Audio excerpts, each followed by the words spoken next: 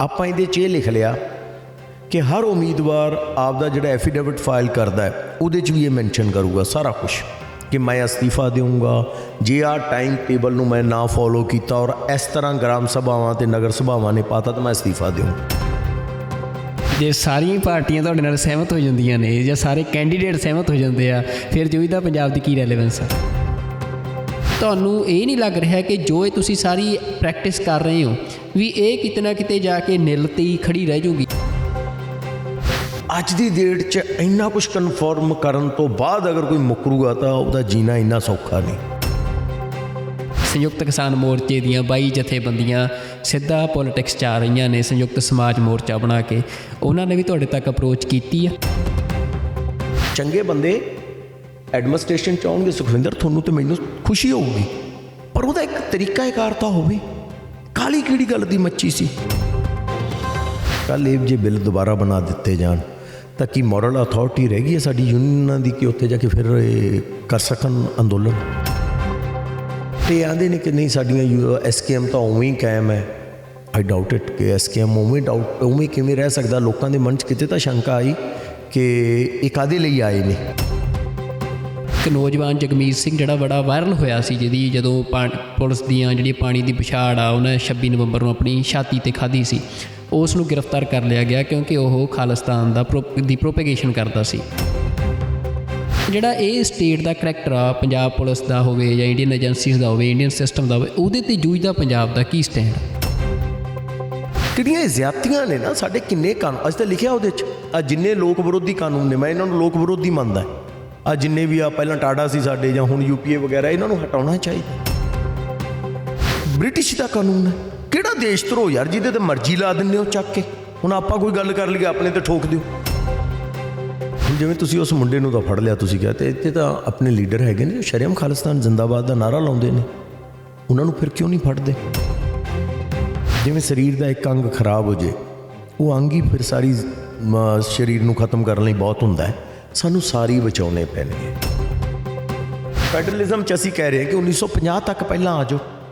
1950 'ਚ ਆਪਣੇ ਕੋਲ ਬਹੁਤ ਰਾਈਟ ਸੀ, ਐਜੂਕੇਸ਼ਨ, ਐਗਰੀਕਲਚਰ ਸਭ ਆਪਣਾ ਹੀ ਸੀਗਾ, ਉਹ ਲੈ ਗਿਆ ਸੈਂਟਰ।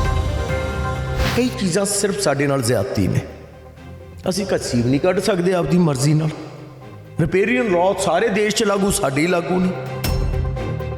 2004 'ਚ ਮੈਨੂੰ ਲੱਗਦਾ ਅਸੀਂ ਬਿੱਲ ਪਾਸ ਕੀਤਾ ਸੀ ਨਾ ਇਹਨਾਂ ਨੇ ਵਾਟਰ ਐਕਟ 'ਤੇ, ਕੁਛ ਆਪਣਾ ਸਟੇਟ ਅਸੈਂਬਲੀ ਦਾ, ਉਹ 'ਚ ਕਲੌਜ਼ ਨੰਬਰ 5 ਹੈ। ਉਹਦੇ ਨਾਲ ਅਸੀਂ ਸਮਾਂ ਉਲਟਾ ਗਰੰਟਡ ਕਰਤਾ ਕਿ ਜੋ ਸਾਡਾ ਪਾਣੀ ਜਾ ਰਿਹਾ ਉਹ ਅਸੀਂ ਮੰਨ ਲਿਆ ਹੈ। ਸੇਮ ਪਾਰਟੀ ਨੇ 1985 ਦੇ ਵਿੱਚ ਪਾਰਲੀਮੈਂਟ 'ਚ ਬਿੱਲ ਪਾਸ ਕਰਾਇਆ ਕਿ ਸੁਪਰੀਮ ਕੋਰਟ ਦਖਲ ਦੇ ਸਕਦੀ ਹੈ ਇਹਦੇ 'ਚ, ਜਦਕਿ ਰਿਪੇਰੀਅਨ ਲਾਅ 'ਚ ਕੋਈ ਦਖਲ ਹੀ ਨਹੀਂਗਾ। ਤੁਹਾਨੂੰ ਲੱਗਦਾ ਕਿ ਜਿਹੜੀਆਂ ਮੇਨ ਸਟ੍ਰੀਮ ਪਾਰਟੀਜ਼ ਨੇ, ਜਿਹੜੀਆਂ ਸੈਂਟਰਲਾਈਜ਼ਡ ਨੇ ਇੰਡੀਆ ਦੇ ਵਿੱਚ, ਚਾਹੇ ਉਹ ਕਾਂਗਰਸ ਆ, ਚਾਹੇ ਆਮ ਆਦਮੀ ਪਾਰਟੀ ਆ ਜਾਂ BJP ਆ, ਉਹ ਕੋਈ ਇਹੋ ਜਿਹਾ ਪੰਜਾਬ ਪੱਖੀ ਏਜੰਡੇ ਦੇ ਉੱਤੇ ਆ ਸਕਦੀਆਂ ਨੇ? ਇਹ ਸੰਭਾਵਨਾ ਤੁਹਾਨੂੰ ਲੱਗਦੀ ਆ? ਰੀਜਨਲ ਪਾਰਟੀਆਂ ਦਾ ਸਟਰੋਂਗ ਹੋਣਾ ਜ਼ਰੂਰੀ ਹੈ। ਇਹ ਨੈਸ਼ਨਲ ਪਾਰਟੀਆਂ ਹਮੇਸ਼ਾ ਖਾਂਦੀਆਂ ਨੇ। ਮੇਰੇ ਏਜੰਟ ਸਾਹਿਬ ਜਾਂ ਮਰਾੜ ਕੀ ਪੜ੍ਹਾਇਆ ਜਾਊਗਾ, ਇਹ ਇੱਥੋਂ ਦੇ ਲੋਕਲ ਰਿਪਰੈਜ਼ੈਂਟੇਟਿਵ ਤੈਅ ਕਰਨਗੇ, ਦਿੱਲੀ ਬਹਿ ਕੇ ਨਹੀਂ। ਵਾਹਿਗੁਰੂ ਜੀ ਕਾ ਖਾਲਸਾ, ਵਾਹਿਗੁਰੂ ਜੀ ਕੀ ਫਤਿਹ। ਦੁਨੀਆ ਭਰ ਵਿੱਚ TV 84 ਦੇਖ ਰਹੇ ਸਮੂਹ ਦਰਸ਼ਕਾਂ ਨੂੰ ਅਸੀਂ ਅੱਜ ਦੇ ਇਸ ਖਾਸ ਪ੍ਰੋਗਰਾਮ ਵਿੱਚ ਜੀ ਆਇਆਂ ਨੂੰ ਕਹਿੰਦੇ ਹਾਂ। ਜਿਵੇਂ ਇਸ ਪ੍ਰੋਗਰਾਮ ਦੇ ਵਿੱਚ ਅਸੀਂ ਕਿਸੇ ਨਾ ਕਿਸੇ ਖਾਸ ਮਸਲੇ ਦੇ ਉੱਤੇ ਕਿਸੇ ਖਾਸ ਮਹਿਮਾਨ ਦੇ ਨਾਲ ਗੱਲਬਾਤ ਕਰਦੇ ਹਾਂ। ਅੱਜ ਅਸੀਂ ਪੰਜਾਬ ਦੀ ਸਿਆਸਤ ਬਾਰੇ, ਪੰਜਾਬ ਦੇ ਵਿੱਚ ਆ ਰਹੀਆਂ ਚੋਣਾਂ ਬਾਰੇ ਖਾਸ ਗੱਲਬਾਤ ਕਰਾਂਗੇ ਅਤੇ ਮੇਰੇ ਨਾਲ ਇਸ ਸ਼ੋਅ ਦੇ ਵਿੱਚ ਮੌਜੂਦ ਰਹਿਣਗੇ, ਅਸੀਂ ਕਹਿ ਸਕਦੇ ਹਾਂ ਕਿ ਅਦਾਕਾਰ ਵੀ ਨੇ ਅਤੇ ਉੱਘੇ ਡਾਇਰੈਕਟਰ ਵੀ ਨੇ, ਅਤੇ ਜਿਨ੍ਹਾਂ ਨੇ ਕਿ ਇੱਕ ਬੜੀ ਨਾਮਵਰ ਫਿਲਮ ਜਿਹੜੀ ਪੰਜਾਬ ਦੀ ਹੈ, ਬੜੀ ਮਸ਼ਹੂਰ ਫਿਲਮ ਹੋਈ ਆ ਪੰਜਾਬ ਦੇ ਸੰਘਰਸ਼ ਬਾਰੇ, ਸਿੱਖ ਸੰਘਰਸ਼ ਬਾਰੇ, ਹਵਾਏਂ, ਉਹ ਵੀ ਬਣਾਈ। ਮੈਂ ਕਹਿ ਰਿਹਾ, ਗੱਲ ਕਰ ਰਿਹਾ ਅਮਿਤੋਜ ਮਾਨ ਜੀ ਦੀ। ਅਤੇ ਅਮਿਤੋਜ ਮਾਨ ਜੀ, ਤੁਹਾਡਾ TV 84 'ਤੇ ਸਵਾਗਤ। ਵਾਹਿਗੁਰੂ ਜੀ ਕਾ ਖਾਲਸਾ, ਵਾਹਿਗੁਰੂ ਜੀ ਕੀ ਫਤਿਹ ਜੀ। ਅਮਿਤੋਜ ਜੀ, ਪਿਛਲੇ ਦਿਨੀਂ ਤੁਸੀਂ ਇੱਕ ਫਰੰਟ ਖੜ੍ਹਾ ਕੀਤਾ, ਜੂਝਦਾ ਪੰਜਾਬ। ਚੰਡੀਗੜ੍ਹ 'ਚ ਪ੍ਰੈਸ ਕਾਨਫਰੰਸ ਵੀ ਹੋਈ, ਅਸੀਂ ਵੀ ਕਵਰ ਕੀਤੀ। ਤੁਸੀਂ ਇੱਕ ਏਜੰਡਾ ਲੈ ਕੇ ਆਏ ਹੋ ਪੰਜਾਬ ਦੇ ਲਈ, ਇੱਕ ਸਿਵਲ ਸੁਸਾਇਟੀ ਵਰਗਾ ਸਟਰਕਚਰ ਖੜ੍ਹਾ ਕੀਤਾ, ਇੱਕ ਪ੍ਰੈਸ਼ਰ ਗਰੁੱਪ ਬਣਾਉਣ ਦੀ ਤੁਸੀਂ ਗੱਲ ਕਰ ਰਹੇ ਹੋ। ਤਾਂ ਜਿਹੜਾ ਇਹ ਵਿਚਾਰ ਆਇਆ, ਇਹ ਤੁਸੀਂ ਫਿਲਮਾਂ ਬਣਾਉਂਦੇ ਉਸ ਲਾਈਨ ਤੋਂ ਇਹ ਕਿਵੇਂ ਤੁਹਾਡੇ ਮਨ 'ਚ ਵਿਚਾਰ ਆਇਆ ਤੇ ਇਹਦੀ ਜਿਹੜੀ ਘਾਟ ਘੜੀ ਗਈ ਜੂਝਦਾ ਪੰਜਾਬ ਦੀ, ਇਹ ਕਿਵੇਂ ਘੜੀ ਗਈ, ਪਹਿਲਾਂ ਇਹ ਜ਼ਰੂਰ ਦੱਸੋ। ਅਸਲ 'ਚ ਕਿਸਾਨ ਅੰਦੋਲਨ ਦੌਰਾਨ ਹੀ ਇਹ ਵਿਚਾਰ ਪੁੰਗਰਿਆ ਤੇ ਉੱਥੇ ਜੋ ਪੋਜ਼ਿਟਿਵਿਟੀ ਜਨਰੇਟ ਹੋਈ ਸੀ ਨਾ ਸੁਖਵਿੰਦਰ, ਉਹ ਬੜੀ ਮੈਨੂੰ ਅਟਰੈਕਟ ਉਹ ਕਰ ਰਹੀ ਸੀ। ਮੈਨੂੰ ਪਤਾ ਸੀ ਰੱਬ ਨਾਲ ਹੈ, ਅੰਦੋਲਨ ਤਾਂ ਅਸੀਂ ਜਿੱਤ ਲੈਣਾ। ਇਹ ਮੈਨੂੰ ਇੱਕ ਅਜੀਬ ਜੀ ਫੀਲ ਸੀ, ਇੱਕ ਰੱਬੀ ਫੀਲ ਹੁੰਦੀ ਹੈ, ਇਹਦੇ ਬਾਰੇ ਤੁਸੀਂ ਗੱਟ ਫੀਲ ਕਹਿ ਲਓ, ਕੁਛ ਵੀ ਕਹਿ ਲਓ, ਪਰ ਮੈਨੂੰ ਲੱਗਦਾ ਸੀ ਕਿ ਅਸੀਂ ਹੋਰ ਬਿਹਤਰ ਕਰ ਸਕਦੇ ਹਾਂ ਇਸ ਪੋਜ਼ਿਟਿਵਿਟੀ ਨਾਲ। ਉਹ ਕਿਵੇਂ, ਉਦੋਂ ਫਿਰ ਇਹ ਵਿਚਾਰ ਪੁੰਗਰਿਆ। ਬਲਕਿ ਸਭ ਤੋਂ ਪਹਿਲਾਂ ਜਿਹੜਾ ਮੇਰੇ ਨਾਲ ਸਭ ਤੋਂ ਪਹਿਲਾਂ ਜਿਹਨੇ ਚਰਚਾ ਕੀਤੀ ਉਹ ਹਜੇ ਨਜ਼ਰ ਆਉਣਾ, ਉਹਨਾਂ ਨੇ ਮਨਤੀਰ ਹੋਰਾਂ ਨੇ ਸਭ ਤੋਂ ਪਹਿਲਾਂ ਸਾਡੀ ਚਰਚਾ ਹੋਈ ਸੀ। ਉਹ ਮਤਲਬ ਜਿਹੜਾ ਮਨਤੀਰ ਸਿੰਘ ਹੋਰੀ, ਉਹ ਸਾਰਾ ਗਰੁੱਪ ਆ, ਪੰਥ ਗਰੁੱਪ ਆ, ਉਹ ਵੀ ਤੁਹਾਡੇ ਨਾਲ ਸ਼ਾਮਲ ਆ? ਮਨਤੀਰ ਨਾਲ ਹੀ ਸਭ ਤੋਂ ਪਹਿਲੀ ਡਿਸਕਸ਼ਨ ਹੋਈ ਸੀ। ਫਿਰ ਮਨਤੀਰ ਆਪਦੇ ਕੰਮਾਂ 'ਚੋਂ ਨਿਕਲ ਗਏ, ਅਸੀਂ ਇੱਧਰ ਨਿਕਲ ਪਿਆ, ਮੈਂ ਇੱਧਰਲੇ ਪਾਸੇ, ਸਾਡੀ ਚਰਚਾ ਵੱਧ ਗਈ ਔਰ ਬਾਕੀ ਸਾਥੀ ਮਿਲਦੇ ਗਏ ਨਾਲ। ਬੱਬੂ ਨਾਲ ਪਹਿਲੀਆਂ 'ਚ ਹੀ ਗੱਲ ਹੋਈ, ਬੱਬੂ ਨੇ ਵੀ ਯੈਸ ਕਿਹਾ, ਅਮੀਰ ਹੋਰੀ ਮਿਲ ਗਏ, ਸਰਬਜੀਤ ਧਾਲੀਵਾਲ ਹੋਰੀ ਮਿਲ ਗਏ, ਦਵਿੰਦਰ ਸ਼ਰਮਾ ਹੋਰੀ, ਫਿਰ ਤਾਂ ਪੂਰਾ ਗਰੁੱਪ ਬਣਦਾ ਗਿਆ ਸਾਡਾ ਇੱਕ। ਹੁਣ ਮਨਤੀਰ ਉਹਨਾਂ ਨਾਲ ਫਿਰ ਬਾਅਦ 'ਚ ਬਾਹਲੀ ਡਿਟੇਲ ਨਹੀਂ ਹੋਈ, ਲੇਕਿਨ ਕਦੇ ਕਦੇ ਗਾਜੀ ਨਾਲ ਔਰ ਉਹਨਾਂ ਨਾਲ ਗੱਲ ਹੋ ਜਾਂਦੀ ਸੀ। ਬਟ ਉੱਥੋਂ ਸ਼ੁਰੂ ਹੋਈ ਗੱਲ, ਉਸ ਪੋਜ਼ਿਟਿਵਿਟੀ ਨਾਲ ਕੁਛ ਚੰਗਾ ਕਰ ਸਕੀਏ ਔਰ ਉਹ ਚੰਗਾ ਕਰਨ ਲਈ ਕਿਵੇਂ ਸਟਰਕਚਰ ਕਿਵੇਂ ਬਣਾਇਆ ਜਾਵੇ, ਮੁੱਦੇ ਕਿਵੇਂ ਲੈ ਕੇ ਆਏ ਜਾਣ, ਫਿਰ ਉਹ ਸਾਰੀ ਤਸਵੀਰ ਤੁਹਾਡੇ ਸਾਹਮਣੇ ਹੀ ਹੈ। ਤਾਂ ਉਦੋਂ ਇਹ ਗੱਲ ਸ਼ੁਰੂ ਹੋਈ ਹੈ ਔਰ ਉਸ ਤੋਂ ਬਾਅਦ ਫਿਰ ਅਸੀਂ 4-5 ਮਹੀਨੇ ਹਰ ਮਸਲੇ ਨੂੰ ਡੀਪਲੀ ਵਿਚਾਰਿਆ। ਮੈਨੂੰ ਲੱਗਦਾ ਮੈਂ ਯੂਨੀਵਰਸਿਟੀ ਦੌਰਾਨ ਤੁਹਾਡੇ ਨਾਲ ਵੀ ਗੱਲ ਕੀਤੀ ਸੀ ਕਿ ਕੁਛ ਕਰਨ ਜਾ ਰਹੇ ਹਾਂ, ਕੀ ਕਰਨ ਜਾ ਰਹੇ ਹਾਂ ਜਲਦੀ ਦੱਸਾਂਗੇ, ਉਹ ਆਹੀ ਸੀ। ਤੇ ਤੁਸੀਂ ਜਿਹੜਾ ਉਹ ਇੱਕ ਡਾਕੂਮੈਂਟ ਵੀ ਰਿਲੀਜ਼ ਕੀਤਾ ਹੈ, ਉਹਦੇ 'ਚ ਤੁਸੀਂ ਪੰਜਾਬ ਦੇ ਕਿਵੇਂ ਮਸਲੇ ਜਿਹੜੇ ਆ ਹੱਲ ਹੋ ਸਕਦੇ ਆ, ਜਾਂ ਕਿਹੜੀਆਂ-ਕਿਹੜੀਆਂ ਗੱਲਾਂ ਨੇ ਜਿਨ੍ਹਾਂ ਦੇ ਉੱਤੇ ਪੋਲੀਟੀਕਲ ਪਾਰਟੀਆਂ ਜਿਹੜੀਆਂ ਨੇ ਉਹ ਪ੍ਰੋਮਿਸ ਕਰਨ ਕਿ ਉਹ ਆਪਣੇ ਸਟੈਂਡ ਰੱਖਣਗੀਆਂ ਜਾਂ ਇਸ ਏਜੰਡੇ ਦੇ ਉੱਤੇ ਕੰਮ ਕਰਨਗੇ, ਜਿਹਨੂੰ ਤੁਸੀਂ ਪੰਜਾਬ ਦਾ ਏਜੰਡਾ ਕਹਿ ਰਹੇ ਹੋ ਜਾਂ ਪੰਜਾਬ ਪੱਖੀ ਏਜੰਡਾ ਕਹਿ ਰਹੇ ਹੋ। ਤਾਂ ਹੁਣ ਜਿਹੜਾ ਅੱਜ ਦਾ ਪੋਲੀਟੀਕਲ ਸਟਰਕਚਰ ਆ ਪੰਜਾਬ ਦਾ, ਮਤਲਬ ਇਹ ਸਾਰੇ ਲੋਕ ਕਿਤੇ ਨਾ ਕਿਤੇ ਟੈਸਟਡ ਨੇ ਕਿ ਜਿਹੜੀਆਂ ਪੋਲੀਟੀਕਲ ਪਾਰਟੀਆਂ ਨੇ, ਅਤੇ ਇਹ ਮੰਨਿਆ ਜਾਂਦਾ ਹੈ ਕਿ ਜਿਹੜੀ ਗੱਲ ਤੁਹਾਨੂੰ ਵੀ ਫਿਕਰਮੰਦ ਕਰ ਰਹੀ ਆ ਕਿ ਪੰਜਾਬ ਨਿੱਘਰਦਾ ਜਾ ਰਿਹਾ ਅਤੇ ਉਹ ਨਿਘਾਰਨ ਦੇ ਵਿੱਚ, ਉਹ ਸਥਿਤੀ ਲਿਆਉਣ ਦੇ ਵਿੱਚ ਇਹ ਸਾਰੇ ਲੋਕ ਜ਼ਿੰਮੇਵਾਰ ਨੇ। ਤਾਂ ਅੱਜ ਤੁਸੀਂ ਵੀ ਏਜੰਡਿਆਂ ਦੀ ਗੱਲ ਕਰ ਰਹੇ ਹੋ। ਇਹ ਸਵਾਲ ਮੈਂ ਇਸ ਕਰਕੇ ਕਰ ਰਿਹਾ, ਇਹ ਬੜਾ ਸਵਾਲ ਖੜ੍ਹਾ ਹੋ ਰਿਹਾ ਕਿ ਜਦੋਂ ਚੋਣਾਂ ਆਉਂਦੀਆਂ ਨੇ ਤਾਂ ਏਜੰਡਿਆਂ ਦੇ ਉੱਤੇ ਤਾਂ ਇਹ ਸਾਰੇ ਲੋਕ ਜਿਹੜੇ ਸਿਆਸੀ ਨੇ ਇਹ ਰਾਜ਼ੀ ਹੋ ਜਾਂਦੇ ਆ, ਸਹਿਮਤ ਹੋ ਜਾਂਦੇ ਆ, ਇਹ ਵੱਡੇ ਵੱਡੇ ਐਲਾਨ ਵੀ ਕਰਦੇ ਆ ਕਿ ਅਸੀਂ ਆਹ ਕਰਾਂਗੇ, ਪਰ ਉਸ ਤੋਂ ਬਾਅਦ ਸੱਤਾ ਚੋਣ ਤੋਂ ਬਾਅਦ ਕੀਤਾ ਕੁਝ ਨਹੀਂ ਜਾਂਦਾ। ਤਾਂ ਤੁਹਾਨੂੰ ਇਹ ਨਹੀਂ ਲੱਗ ਰਿਹਾ ਕਿ ਜੋ ਇਹ ਤੁਸੀਂ ਸਾਰੀ ਪ੍ਰੈਕਟਿਸ ਕਰ ਰਹੇ ਹੋ ਵੀ ਇਹ ਕਿਤੇ ਨਾ ਕਿਤੇ ਜਾ ਕੇ ਨਿੱਲ 'ਤੇ ਹੀ ਖੜੀ ਰਹਿ ਜੂਗੀ, ਵੀ ਇਹਦੇ 'ਚੋਂ ਕੁਛ ਵੀ ਜਿਹੜਾ ਆ ਅੱਗੇ ਨਿਕਲਣ ਦੀ ਸੰਭਾਵਨਾ ਨਹੀਂ ਆ? ਜਦੋਂ ਅਸੀਂ ਮਿਲ ਬੈਠੇ ਸੀ, ਸਭ ਤੋਂ ਵੱਡਾ ਕੁਐਸਚਨ ਆ ਗਿਆ ਸੀ ਜਦੋਂ ਅਸੀਂ ਮੁੱਦੇ ਤਿਆਰ ਕਰ ਰਹੇ ਸੀ ਕਿ ਇਹਨਾਂ 'ਤੇ ਲਿਆਵਾਂਗੇ ਕਿਵੇਂ। ਫਿਰ ਜਿਸ ਦਿਨ ਪ੍ਰੈਸ ਕਾਨਫਰੰਸ ਸੀ ਉਸ ਦਿਨ ਵੀ ਤੁਸੀਂ ਦੇਖਿਆ ਉੱਥੇ। ਕੱਲ੍ਹ ਅਸੀਂ ਇੱਕ ਮਿਲਣੀ ਰੱਖੀ ਸੀ ਇੱਥੇ, ਬਹੁਤ ਸਾਰੇ ਸਾਡੇ ਮੈਂਬਰ ਆਏ ਸੀਗੇ, ਉਹਨਾਂ ਨੇ ਵੀ ਫਿਰ ਆਹੀ ਕੁਐਸਚਨ ਕੀਤਾ। ਉਹਦੇ ਲਈ ਸੁਖਵਿੰਦਰ ਆਪਾਂ ਕੀ ਕਰੀਏ? ਮੈਂ ਤੁਹਾਥੋਂ ਵੀ ਪੁੱਛਦਾ, ਮੈਂ ਉੱਥੇ ਬੈਠੇ ਸਾਰਿਆਂ ਲੋਕਾਂ ਨੂੰ ਵੀ ਪੁੱਛਿਆ ਕਿ ਦੱਸੋ ਹੋਰ ਆਪਾਂ ਕੀ ਕਰੀਏ। ਆਪਾਂ ਇਹਦੇ 'ਚ ਇਹ ਲਿਖ ਲਿਆ ਕਿ ਹਰ ਉਮੀਦਵਾਰ ਆਪਦਾ ਜਿਹੜਾ ਐਫੀਡੇਵਿਟ ਫਾਈਲ ਕਰਦਾ ਹੈ ਉਹਦੇ 'ਚ ਵੀ ਇਹ ਮੈਂਸ਼ਨ ਕਰੂਗਾ ਸਾਰਾ ਕੁਛ ਕਿ ਮੈਂ ਅਸਤੀਫਾ ਦੇਊਂਗਾ ਜੇ ਆਹ ਟਾਈਮ ਟੇਬਲ ਨੂੰ ਮੈਂ ਨਾ ਫੋਲੋ ਕੀਤਾ ਔਰ ਇਸ ਤਰ੍ਹਾਂ ਗ੍ਰਾਮ ਸਭਾਵਾਂ ਅਤੇ ਨਗਰ ਸਭਾਵਾਂ ਨੇ ਪਾਤਾ ਤਾਂ ਮੈਂ ਅਸਤੀਫਾ ਦਿਊਂ। ਫਿਰ ਉਹਦਾ ਪਾਰਟੀ ਪ੍ਰਧਾਨ ਵੀ ਲਿਖ ਕੇ ਦੇਊਗਾ ਔਰ ਉਹ ਆਪਾਂ ਦੁਨੀਆ ਨੂੰ ਵਿਖਾਵਾਂਗੇ, ਸੋਸ਼ਲ ਅਕਾਊਂਟਸ 'ਤੇ ਪਾਵਾਂਗੇ ਔਰ ਉਹ ਖੁਦ ਵੀ ਬੋਲੂਗਾ ਜ਼ਬਾਨੀ ਕਿ ਆਹ ਚੀਜ਼ਾਂ ਮੈਂ ਕਮਿਟ ਕੀਤੀਆਂ, ਇਸ ਏਜੰਡੇ ਨਾਲ ਮੈਂ ਖੜਾ, ਜੇ ਮੈਂ ਨਹੀਂ ਕੀਤਾ ਤਾਂ ਮੈਂ ਅਸਤੀਫਾ ਦੇਊਂਗਾ। ਇਸ ਤੋਂ ਜ਼ਿਆਦਾ ਹੋਰ ਕੀ ਕਰੀਏ ਸੁਖਵਿੰਦਰ? ਕੁਛ ਤਾਂ ਮੰਨਣਾ ਹੀ ਪਊਗਾ। ਜਾਂ ਫਿਰ ਅਸੀਂ ਇਹ ਕਹਿਣ ਲੱਗ ਜਾਈਏ ਜਾ ਕੇ ਕਿ ਸਾਨੂੰ ਜਿਤਾ ਦਿਓ, ਤਾਂ ਫਿਰ ਸਵਾਰਥ ਹੋ ਗਿਆ। ਉਸ ਨਿੱਜ ਨੂੰ ਹੀ ਤਾਂ ਪਾਸੇ ਕਰਕੇ ਆਏ ਹਾਂ। ਹੋਰ ਕੀ ਕਰ ਸਕਦੇ ਹਾਂ? ਇਹੀ ਕਰ ਸਕਦੇ ਹਾਂ। ਮੈਨੂੰ ਲੱਗਦਾ ਅੱਜ ਦੀ ਡੇਟ 'ਚ ਆ ਕਿਸਾਨ ਅੰਦੋਲਨ ਤੋਂ ਪਹਿਲਾਂ ਸ਼ਾਇਦ ਸੌਖਾ ਸੀ ਮੁੱਕਰਨਾ, ਅੱਜ ਦੀ ਡੇਟ 'ਚ ਇੰਨਾ ਕੁਛ ਕਨਫਰਮ ਕਰਨ ਤੋਂ ਬਾਅਦ ਅਗਰ ਕੋਈ ਮੁੱਕਰੂਗਾ ਤਾਂ ਉਹਦਾ ਜੀਣਾ ਇੰਨਾ ਸੌਖਾ ਨਹੀਂ। ਪਿੰਡਾਂ 'ਚ ਸ਼ਹਿਰਾਂ 'ਚ ਨਿਕਲਣਾ ਤਾਂ ਬਾਹਰ ਹੀ ਹੈ। ਇਹਨਾਂ ਲੋਕਾਂ ਨੇ ਜਿਤਾਉਣਾ, ਇਹਨਾਂ ਔਰ ਜਿਤਾਉਣ ਦਾ ਮਤਲਬ ਇਹ ਨਹੀਂ ਕਿ 5 ਸਾਲ ਲਈ ਤੁਸੀਂ ਰਾਜੇ ਹੋ ਗਏ। ਹੁਣ ਵੀ ਇਹ ਸੀਗੇ ਮੰਤਰੀ, ਕਿਉਂ ਡਰਦੇ ਸੀ ਪਿੰਡਾਂ 'ਚ ਜਾਣੋ, ਕਿਉਂ ਭੱਜੇ ਫਿਰਦੇ ਸੀ? ਕਿਉਂਕਿ ਹੁਣ ਇੰਨਾ ਸੌਖਾ ਨਹੀਂ ਗਾ। ਮੈਨੂੰ ਲੱਗਦਾ ਹੈ ਇਹੋ ਜਿਹੀਆਂ ਕਮਿਟਮੈਂਟ ਅਗਰ ਉਹਨੇ ਕਰ ਲਈਆਂ ਫਿਰ ਉਹ ਭੱਜ ਨਹੀਂ ਸਕਦਾ। ਆਈ ਹੋਪ ਕਿ ਨਹੀਂ ਭੱਜ ਪਾਊਗਾ। ਤੇ ਇੱਕ ਸਾਡੇ ਦਰਸ਼ਕਾਂ ਨੂੰ ਵੀ ਤੁਸੀਂ ਦੱਸਿਓ, ਇੱਕ ਥੋੜ੍ਹੇ ਸ਼ਬਦਾਂ 'ਚ ਕਹਿਣਾ ਹੋਵੇ ਵੀ ਤੁਹਾਡਾ ਏਜੰਡਾ ਕੀ ਆ, ਤੁਸੀਂ ਤੁਹਾਡੇ ਇੱਕ ਮਤਲਬ ਉਹਦਾ ਹੁੰਦਾ ਨਾ ਨਿਚੋੜ ਹੁੰਦਾ ਆ ਕਿ ਤੁਸੀਂ ਕੀ ਸਮਝਦੇ ਹੋ ਕਿ ਪੰਜਾਬ ਕਿਵੇਂ ਬਚ ਸਕਦਾ ਏਜੰਡੇ ਨਾਲ? ਫੇਸ ਬਦਲ ਏਜੰਡਾ ਕੀ ਆ, ਕਿਹੋ ਜਿਹਾ ਏਜੰਡਾ? ਫੇਸ ਬਦਲ ਨਾਲ ਤੇ ਪਾਰਟੀਆਂ ਬਦਲ ਨਾਲ ਨਹੀਂ। ਏਜੰਡਾ ਹੈ ਜਿਹਦੇ ਨਾਲ ਪੰਜਾਬ ਬਚ ਸਕੇ।